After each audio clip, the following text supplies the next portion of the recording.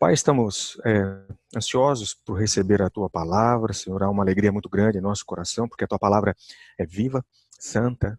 A Tua palavra, Deus, realmente tem nos edificado e tem nos preparado para as coisas do mundo. Obrigado, Pai. Obrigado porque temos nela o alicerce que realmente precisamos em toda e qualquer situação.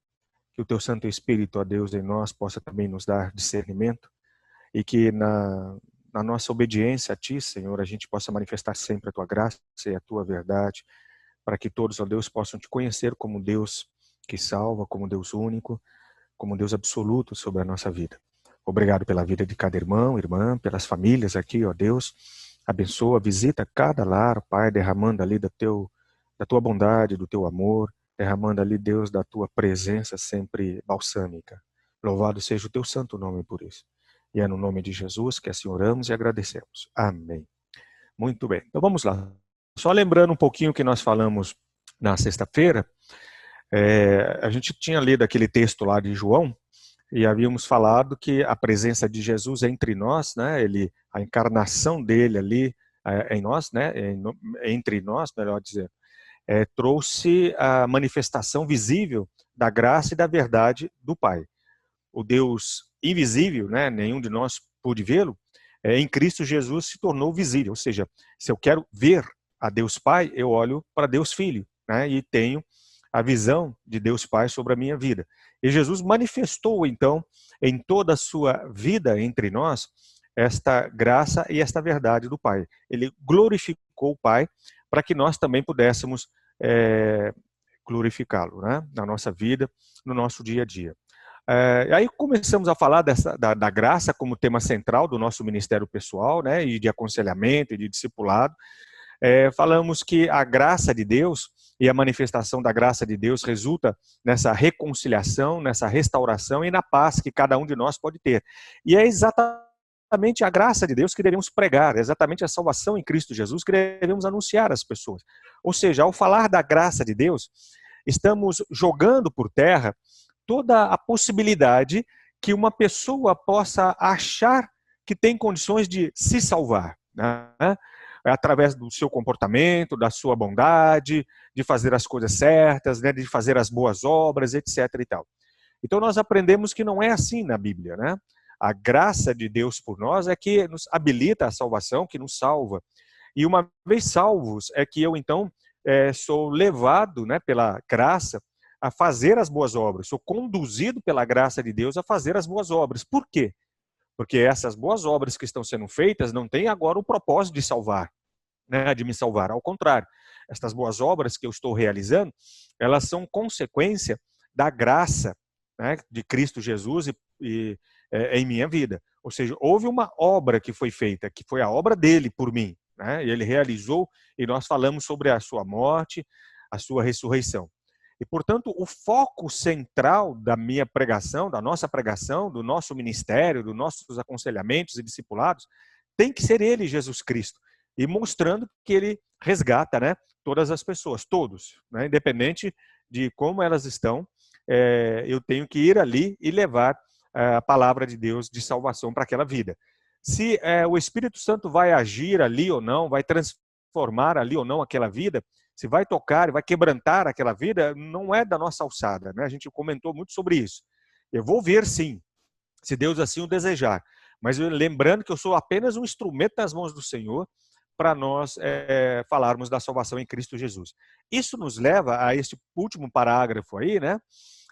Que nós somos simplesmente, portanto, agentes desta graça de Deus. Por isso que todo o trabalho de evangelização se torna infrutífero quando eu faço esse trabalho no meu esforço próprio, né? Quando eu faço por merecer, quando eu quero pregar a palavra de Deus e vou ali planejar e dizer que vai ser assim, vai ser assado, e tantas pessoas vão aceitar Jesus através do meu ministério, tantas pessoas vão receber a Cristo Jesus quando eu for lá e visitar, etc. Quando eu faço esse trabalho através dos meus próprios esforços, isso não vai realmente trazer fruto nenhum. Então eu tenho que entender que como instrumento nas mãos do Senhor, eu sou apenas um agente da graça de Deus, né, do ministério que o Senhor tem para mim, na minha vida, durante todo o tempo. Então, o nosso alvo é ajudar as pessoas a entender a graça e a segui-la, né, aonde ela os levar, enquanto esperamos a volta do Senhor Jesus Cristo. Quando eu coloco aqui que o nosso alvo é levar as pessoas a entender a graça e a segui-la, é entender não no aspecto teológico, né, mas entender o que ela é, dentro desse contexto que eu falei para vocês, ou seja, o que nos salva não são as nossas obras, o que nos salva é a graça de Deus, a graça de Cristo Jesus, né? Portanto, essa graça, ela é revelada ali na encarnação, né, de Cristo, mas ela era também cheia de verdade. Eu vou fazer só uma pausa aqui, não vou falar da verdade agora, né, mas eu quero fazer aqui algo interessante para que você, não sei, talvez você já até saiba disso, talvez você já tenha percebido isso, se você foi um hábito, ou né, um hábito leitor da palavra de Deus, talvez tenha notado isso. Mas se não foi, eu quero que você perceba isso comigo, tá? Vou fazer com calma para que você note isso. Não vai precisar colocar aí na nossa tela os textos, mas vamos lá. Você sabe que a Bíblia Sagrada, o Novo Testamento, tem 4 evangelhos, tá bom? Então, esses evangelhos estão ali com o propósito de mostrar a encarnação de Cristo Jesus, a sua estadia, né, ou estada entre nós, né, o seu tabernacular conosco, a sua vida, o início do seu ministério. Os 4 evangelhos narram ali todo o trabalho que Jesus teve, vai desde os momentos de alegria, de cansaço, de felicidade, de tristeza, de dor, de choro, de lamento, de perdas, né? Os milagres que Jesus fez, vai até a sua morte, né? Aquela rude cruz, né, que ele realmente carregou sobre si, mostra a ressurreição dele, né? Ele aparece aos seus discípulos, né? E até que deixa ali para os discípulos o recado de que eles deveriam aguardar dos céus o poder que viria sobre eles. O evangelista Lucas fala sobre isso, e depois lá em Atos, né, nós temos, nos primeiros capítulos de Atos, no primeiro capítulo de Atos, nós temos novamente Lucas falando a respeito deste momento, né, que o Espírito Santo viria sobre nós. Portanto, os 4 evangelhos narram a presença de Jesus ali no mundo, né, com os apóstolos, com os discípulos. São narrativas, às vezes, idênticas, né? Os 3 primeiros têm muita coisa idêntica, o João já não tem, mas, enfim, o que está ali, conforme o próprio evangelista João disse, né, é suficiente para que a gente possa entender e compreender quem é Cristo Jesus. Depois dos 4 evangelhos, nós temos Atos. Atos dos Apóstolos é o livro que Lucas escreveu e que narra, vamos dizer assim, o início, né, o início em termos de atividade evangelística da igreja na terra, né?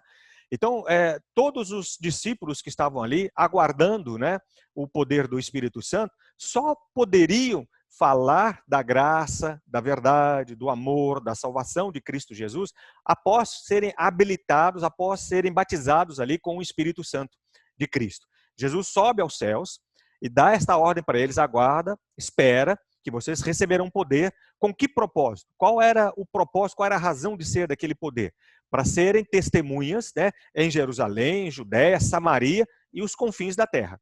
Então, dentro daquele aspecto ali de Atos 1:8, a gente observa que haveria um desenrolar do ministério da igreja através dos apóstolos, através dos discípulos, das famílias, perseguições com certeza, etc. e tal. Então, o livro de Atos narra toda essa trajetória da igreja, que a gente chama de igreja primitiva, né?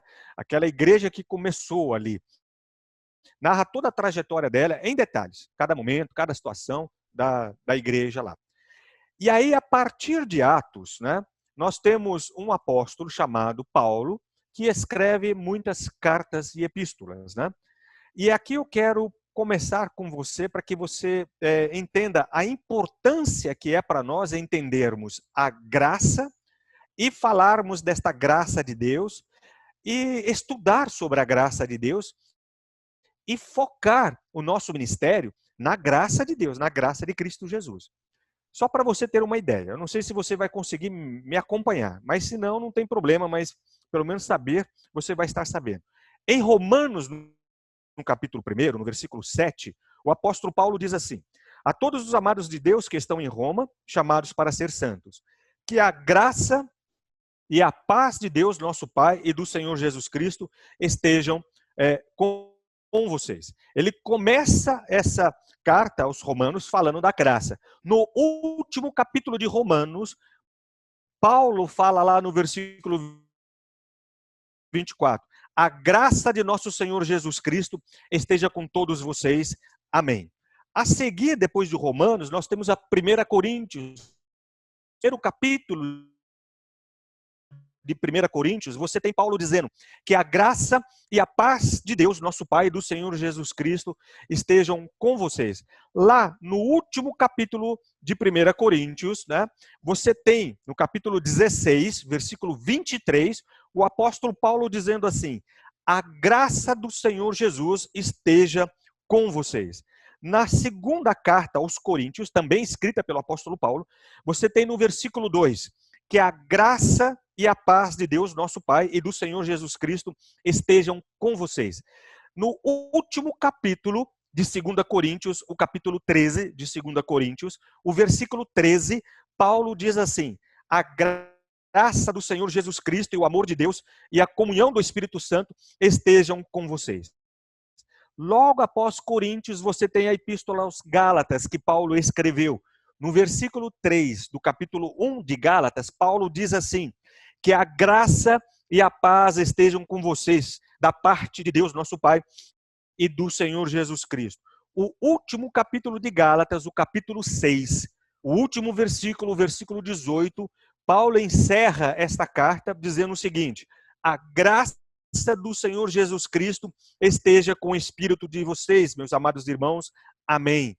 Efésios, que é uma outra carta na sequência de Gálatas, que Paulo também escreveu, ele diz no versículo 2 do capítulo 1 de Efésios, que a graça e a paz de Deus, nosso Pai, e do Senhor Jesus Cristo estejam com vocês. No último capítulo de Efésios, o capítulo 6, o apóstolo Paulo diz lá no versículo 24, a graça esteja com todos os que amam sinceramente o Senhor Jesus Cristo. Na sequência de Efésios, nós temos Filipenses, também escrita pelo apóstolo Paulo, né? E Timóteo. No versículo 2 do capítulo 1, Paulo diz assim: que a graça e a paz de Deus, nosso Pai, e do Senhor Jesus Cristo estejam com vocês.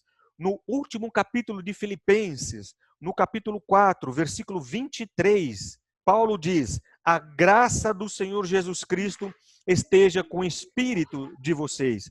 Colossenses, que está na sequência aí de Filipenses, no capítulo 1, versículo 2, Paulo diz que a graça e a paz de Deus, nosso Pai, estejam com vocês. No último capítulo de Colossenses, o capítulo 4, versículo 18, a parte final do versículo 18, Paulo diz: a graça esteja com vocês. Na sequência de Colossenses, 1 Tessalonicenses, Paulo também escreve esta carta, ele diz, né, no versículo 1 do capítulo 1, que a graça e a paz estejam com vocês. No último capítulo de Tessalonicenses, no capítulo 5, no versículo 28, Paulo diz: a graça do nosso Senhor Jesus Cristo esteja com vocês. Segunda Tessalonicenses, né, no capítulo 1, versículo 2, Paulo diz que a graça e a paz de Deus, nosso Pai, e do Senhor Jesus Cristo estejam com vocês. No último capítulo aí de 2 Tessalonicenses, que é o capítulo 3, versículo 18, Paulo diz: a graça de nosso Senhor Jesus Cristo esteja com todos vocês, né?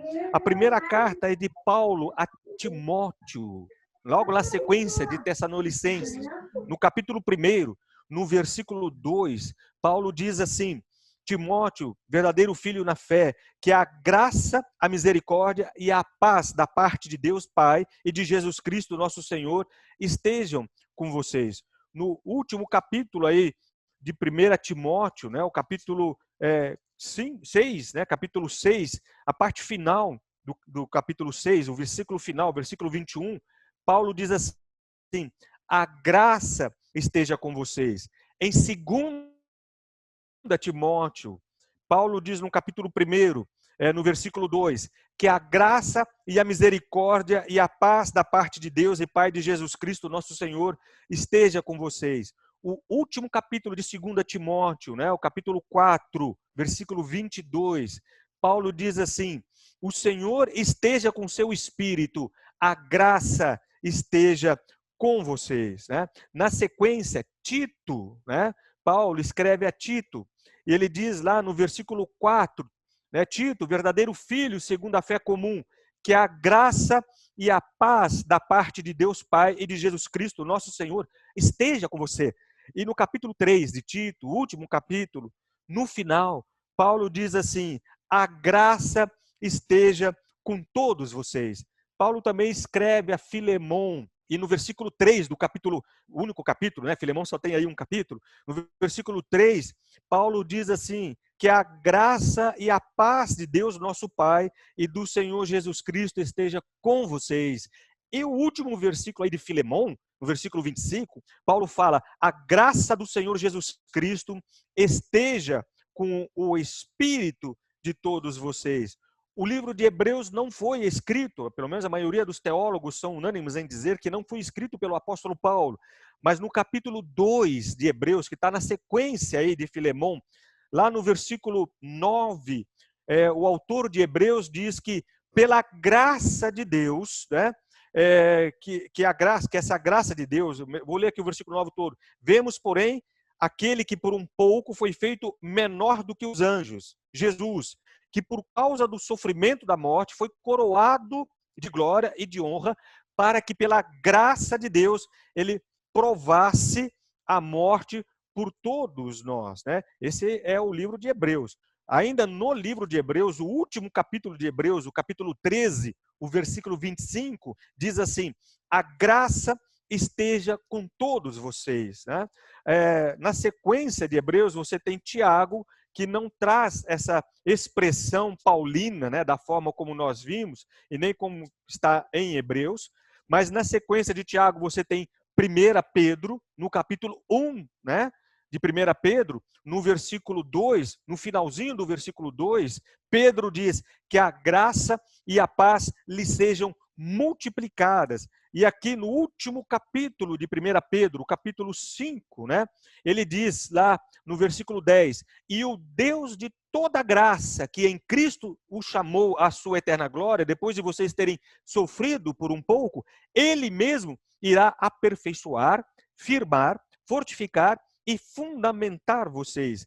Na segunda carta de Pedro, no capítulo 1, versículo 2, Pedro diz que a graça e a paz lhe sejam multiplicadas no pleno conhecimento de Deus e de Jesus nosso Senhor.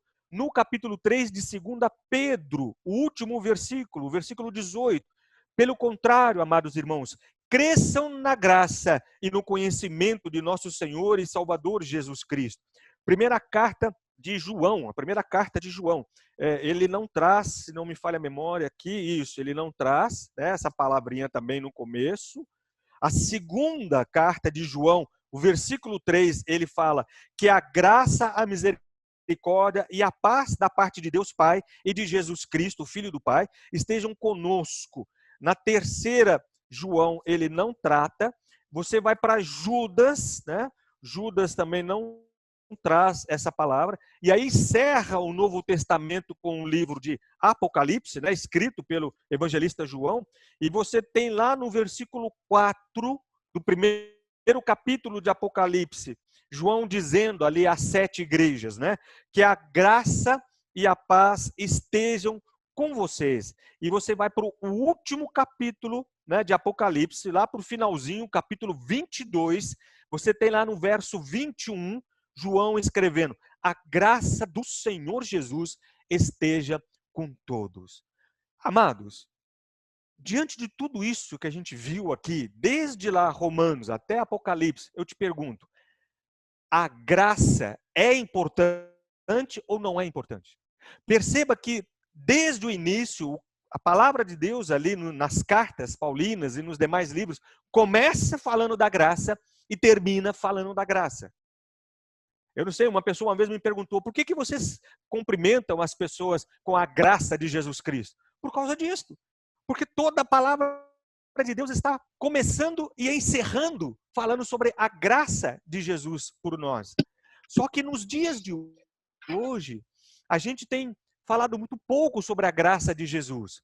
Muitas denominações, né, sejam elas tradicionais ou não, sejam elas neopentecostais ou pentecostais, algumas até denominações idólatras, etc. e tal, têm renegado a graça de Cristo e está colocando todo o esforço da salvação nos méritos do próprio homem.